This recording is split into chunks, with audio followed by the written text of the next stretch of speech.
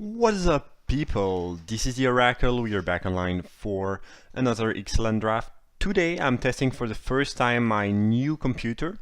So normally everything should be as usual, but if anything is weird, just let me know. But I think all my settings have been changed, so now everything should be good.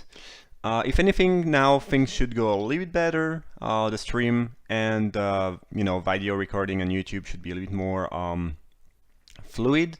So yeah, just let me know if you see any change, if it is better, worse. But yeah, it should just be better, and I should not run into the same issues that I was having before, where sometimes the game would start running really slowly.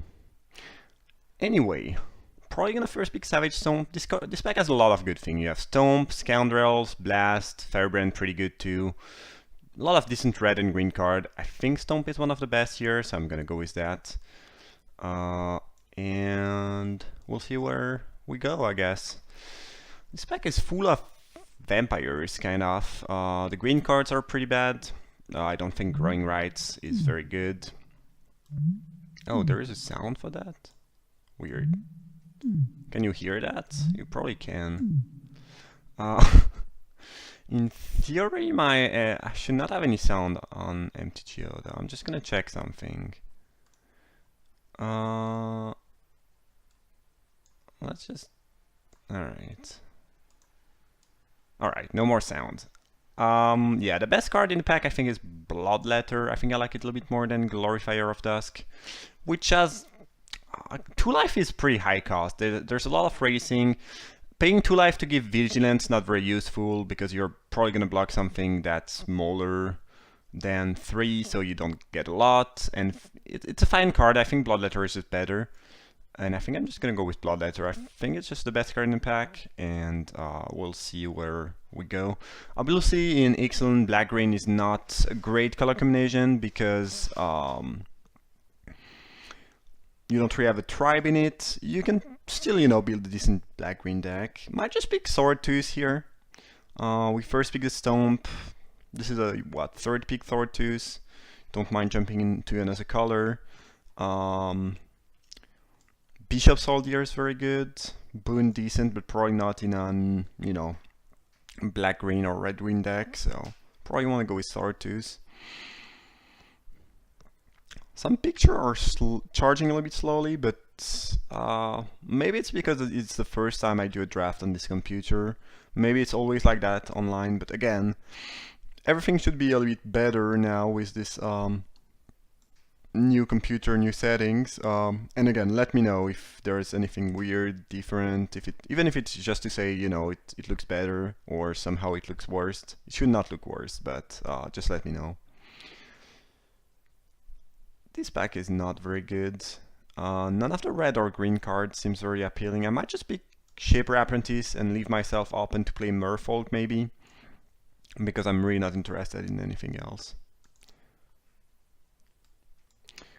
I think you can fairly easily just spend your 4 or 5 first picks in Ixalan just picking almost every time the best card in the pack and staying open. Obviously, if it's very close between 2 cards, you'd rather pick one that's already in your colors, but I found that the draft where I had the most success were the draft where I found what was open, and the biggest failure for me in Ixalan is when I did not find... I mean, it's pretty logical, it's true for every draft, kind of, but I think in Ixalan it's even worse. I think if you don't find the colors you should be in, the tribe or archetype that's open, you'll be in a lot more trouble than in some other draft format. I'm gonna go with Weaver here. I think it's among the best card with Archer. Could pick Archer, but looks like Blue-Green Merfolk might be open. We are not racing any more black after this Bloodletter. Here the best card is most likely Run Aground, so probably just gonna do that. Might splash for that, but most likely not. Here we have a pretty interesting... I've been very impressed with Dive Down lately. I do like that trick a lot, especially when you're trying to put something like One with the Wind on a creature and just, kind of steal the game with it. Dive Down helps a lot. It's just a pretty good card, I think, in general. Whiptail, you know, always good. Not very aggressive, but, you know, just a good creature. And Deep-Root Waters is interesting if we get enough Merfolks. I might go with Waters. It's a pretty sweet card. I think Whiptail is a safer pick, but I think Waters is kind of sweet. Alright, nothing is great for us here. I guess we'll pick Daggertooth on the off chance we end up Red-Green Dinosaur, maybe. Opt is fine. Though, again, I think I might just pick Raptor again, so we have if necessary, we can jump into Black-Green if Merfolk ends up being not so open. Cobbled Wings has impressed me quite a lot. I like that card a decent amount in most green deck.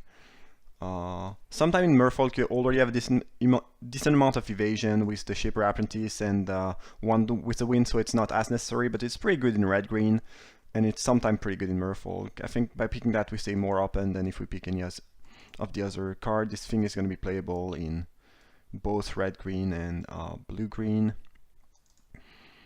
So we passed, how it's called, River Herald's Boon, which is one of the, you know, best payoff to be playing Merfolk.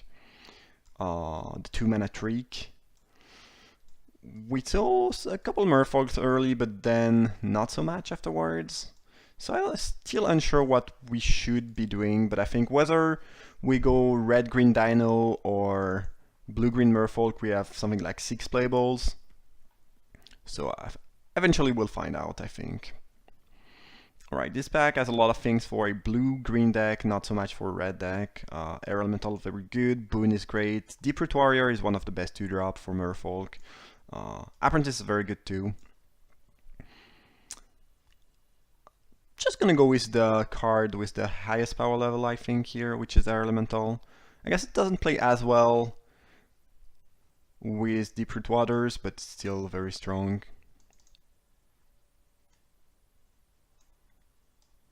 Alright, now we have no blue and no green, kind of. This is a little bit clunky. Fiery Cannonade is good against the Merfolk deck, not really in the Merfolk deck, so it's not even something we want to splash for. I think Dowsing Dagger is just pretty bad unless you have a lot of flyers. Might just pick the Cannonade for the Dinosaur deck, in case we end up doing that. Oh, interesting pick. So I have Speaker, which is very good, and Boon, which is very good too. Might just pick Speaker and hope that either this Boon or the one we just passed wheels. I mean, hopefully, I mean, given what we are seeing, I think there's a decent chance there's only one other Merfolk player at the table. There is one, but probably there's only one, and they already got one Boon. I think you are pretty happy to play up to 4 boons, but maybe they are going to be less likely to pick some more, and we can wheels and get some later. Speaker is just very good. Okay, Branchwalker, really nice pickup for us here. Not a big fan of Pounce in Merfolk, just because I mean, the card overall has kind of disappointed me. And if you have a red-green deck, you have larger creature, it gets slightly better, but Merfolk is just not very good. Alright, River Snake, Water Trap Weaver. I don't mind playing one Delver, because having some 1-drop is nice. Very often you get to attack with it early in the game just because you have Boon, or you can represent Boon and they will not block it, even if they have larger creature. And then late in the game, you know, it's decent. The only problem is you kind of never want to draw 2 of these, but I'm always happy, I think, to have one. I mean, I'd rather have Kumena Speaker, if anything, but I don't mind playing one Delver. I think it's kind of close between Weaver and Sneak. Weaver is slightly more powerful, but you want a decent amount of 2-drops, so I could see picking the Sneak for that reason.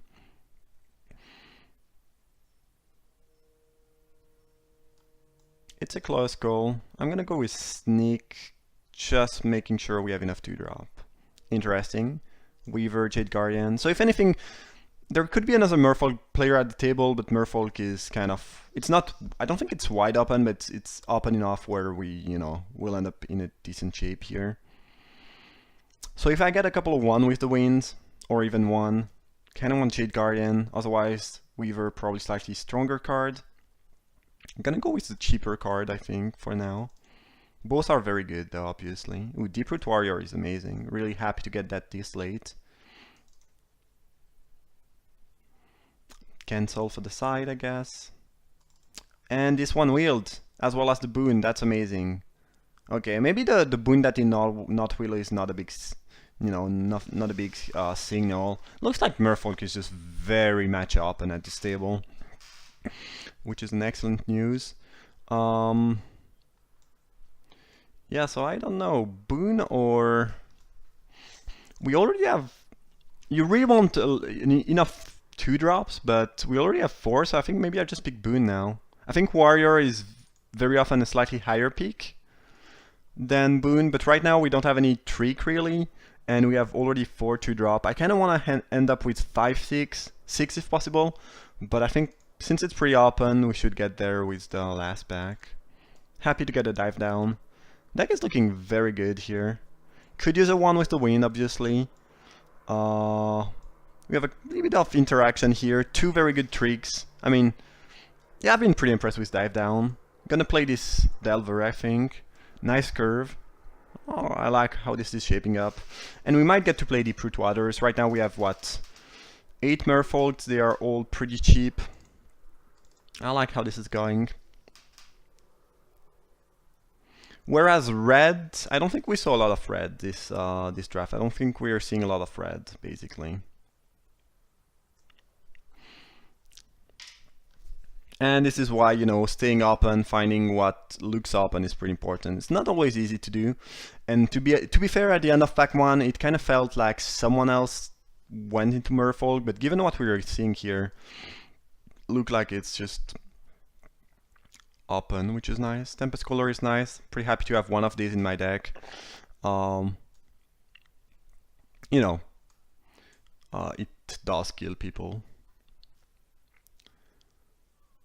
Headwater Sentries I think is a little bit underrated. I thought the card was just kind of a bad feeler, you know, these creatures with no ability and not a very exciting power toughness, but actually I've been pretty happy with it. I think the body is decent, the creature type is pretty good. I mean, you will not pick that over Tempest Caller, but I think the card is a lot more playable than it looks like.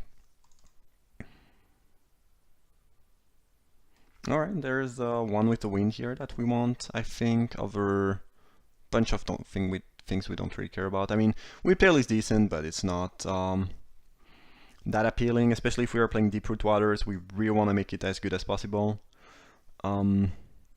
Crash is fine, but I really want my tricks to be boons if possible.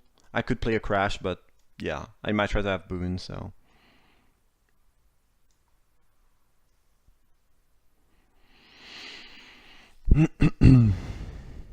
I guess this is not a creature, I should put it here. Alright, interesting. That's very interesting. So there's a Dreamcaller Siren, which is pretty good. I've played against the card, but I haven't played a lot with the card. It will never trigger in our deck. I don't think we'll have other pirates. So it's basically 3/3 Flash Fly that cannot block creature that don't fly, that doesn't fly. So no, that don't, I guess, yeah, it's a plural. That don't fly, so it's probably slightly better than a 3/3 Fly Flash for 5, but not a lot. I wonder if Shaper Apprentice or Jade Guardian are not better options for us, especially in the eyes of Deep-Root Waters. On the other hand, these could wheel, whereas Siren probably not gonna wheel. I don't really know. I'm gonna go with Jade Guardian. This might not be right, though. Gonna pick Weaver here over another Waters. If the Waters wheel and we end up with 15 plus Merfolk, I might play 2 Waters, but Weaver seems better here. Not a big fan of the how it's called, Storm Sculptor. In this deck it would be fine because we have 2 1-drop. It's pretty good with the Weavers. I would not mind playing it, but I'm not a big fan of that card as a whole. The 3/2 that needs you to bounce something back to your hand. Probably not gonna play anything here. This is actually playable as a sideboard option.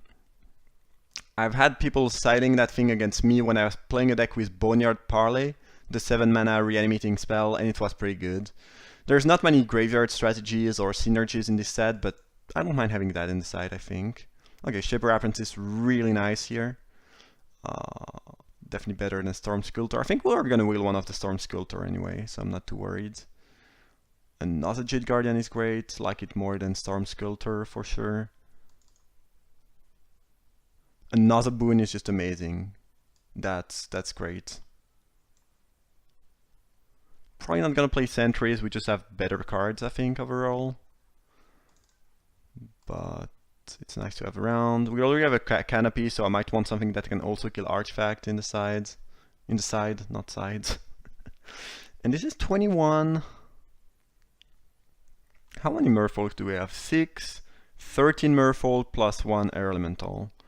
So Waters should be good. Oh, another Shaper Apprentice is just incredibly good for us. And this wheel too. Alright, well this is pretty much the perfect Merfolk deck. I mean, the curve is amazing, the power level is really high.